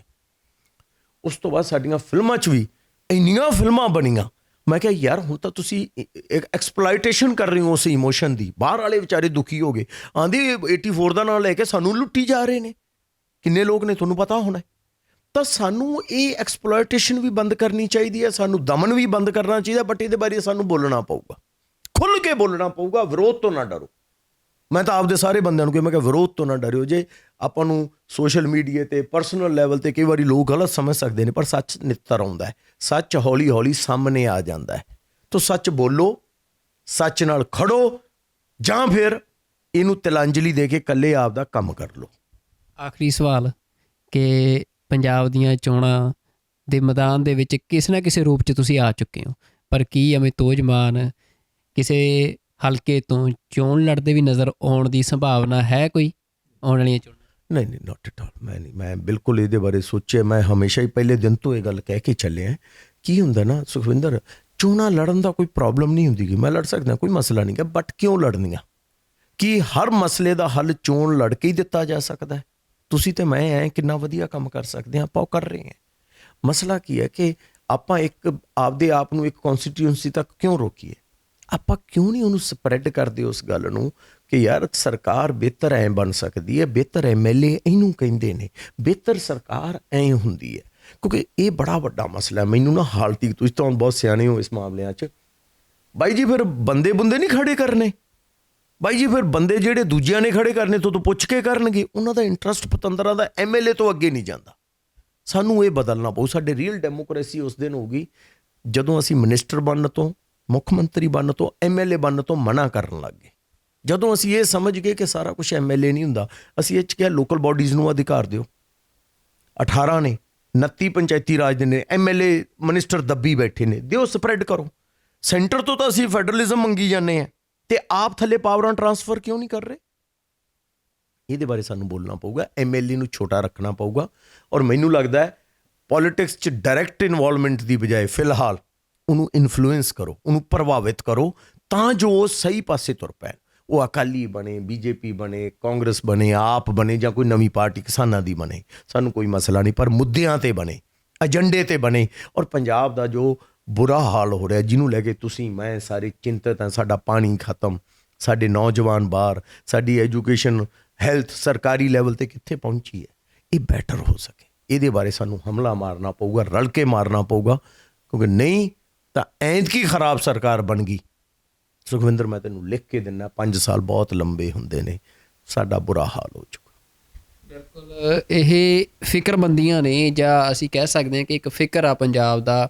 ਪੰਜਾਬ ਦੇ ਨਾਲ ਜੁੜੇ ਲੋਕ ਭਾਵੇਂ ਉਹ ਕਿਸੇ ਵੀ ਫੀਲਡ ਚਲੇ ਜਾਣ, ਕਲਾ ਦੀ ਫੀਲਡ ਹੋਵੇ, ਜਾਂ ਕਈ ਵਾਰ ਅਸੀਂ ਦੇਖਦੇ ਹਾਂ ਕਿ ਵੱਡਾ ਹਿੱਸਾ ਪੰਜਾਬ ਦਾ ਜਿਹੜਾ ਇੱਥੋਂ ਪ੍ਰਵਾਸ ਕਰਕੇ ਵੀ ਚਲੇ ਗਿਆ, ਚਾਹੇ ਉਹ 1984 ਦੇ ਵਿੱਚ ਸਟੇਟ ਰਿਪਰੈਸ਼ਨ ਹੋਵੇ ਜਾਂ ਸਟੇਟ ਟੈਰਰ ਹੋਵੇ, ਉਹਦੇ ਨਾਲ ਇੱਕ ਵੱਡਾ ਮਾਈਗ੍ਰੇਸ਼ਨ ਪੰਜਾਬ 'ਚੋਂ ਜਿਹੜੀ ਆ ਬਾਹਰ ਹੋਈ। ਪਰ ਉਹ ਲੋਕ ਹਜੇ ਵੀ ਪੰਜਾਬ ਦੇ ਨਾਲ ਜੁੜੇ ਹੋਏ ਨੇ, ਉਹ ਦਰਦ ਰੱਖਦੇ ਨੇ। ਜਿੱਥੇ ਉਹ ਬੈਠੇ ਨੇ ਵਿਦੇਸ਼ਾਂ ਵਿੱਚ, ਉੱਥੋਂ ਵੱਧ ਦਰਦ ਉਹਨਾਂ ਨੂੰ ਪੰਜਾਬ ਦਾ ਆ। ਅਤੇ ਅਮਿਤੋਜ ਮਾਨ ਜੀ ਵੀ ਜਿਹੜੀ ਗੱਲ ਕਹਿ ਰਹੇ ਨੇ, ਜਾਂ ਜਿਹੜਾ ਇਹ ਜੂਝਦਾ ਪੰਜਾਬ ਦਾ ਪਲੈਟਫਾਰਮ ਲੈ ਕੇ ਆਏ ਨੇ, ਉਹਦੇ ਬਾਰੇ ਬੜੇ ਸਵਾਲ ਜਿਹੜੇ ਆ ਉਹ ਸੋਸ਼ਲ ਮੀਡੀਆ 'ਤੇ ਵੀ ਕੀਤੇ ਜਾ ਰਹੇ ਸੀ ਜਦੋਂ ਦੀ ਇਹ ਅਨਾਊਂਸਮੈਂਟ ਹੋਈ ਆ। ਅਤੇ ਉਹ ਸਵਾਲਾਂ ਦੇ ਵਿੱਚੋਂ ਹੀ ਕੁਝ ਗੱਲਾਂ ਜਿਹੜੀਆਂ ਆ ਜੋ ਸਾਨੂੰ ਲੱਗਦੀਆਂ ਸੀ ਕਿ ਅਸੀਂ ਉਹਨਾਂ ਨੂੰ ਕਰੀਏ, ਕੋਈ ਸਵਾਲ ਕਰੀਏ, ਅਤੇ ਉਹਨਾਂ ਨੇ ਜਵਾਬ ਦਿੱਤੇ ਨੇ ਜੋ ਅਸੀਂ ਤੁਹਾਡੇ ਸਾਹਮਣੇ ਰੱਖੇ ਨੇ। ਅਤੇ ਸਾਡੀ ਇਹ ਗੱਲਬਾਤ ਆਸ ਕਰਦੇ ਹਾਂ ਕਿ ਤੁਹਾਨੂੰ ਜ਼ਰੂਰ ਪਸੰਦ ਆਈ ਹੋਵੇਗੀ। ਅਤੇ ਅਗਲੀ ਵਾਰ ਕਿਸੇ ਹੋਰ ਖਾਸ ਵਿਸ਼ੇ ਦੇ ਉੱਤੇ, ਕਿਸੇ ਹੋਰ ਖਾਸ ਮਹਿਮਾਨ ਦੇ ਨਾਲ ਇਸ ਪ੍ਰੋਗਰਾਮ ਦੇ ਵਿੱਚ ਤੁਹਾਡੇ ਅੱਗੇ ਹਾਜ਼ਰ ਹੋਵਾਂਗੇ। ਉਦੋਂ ਤੱਕ ਰੱਬ ਰਾਖਾ। ਵਾਹਿਗੁਰੂ ਜੀ ਕਾ ਖਾਲਸਾ, ਵਾਹਿਗੁਰੂ ਜੀ ਕੀ ਫਤਿਹ।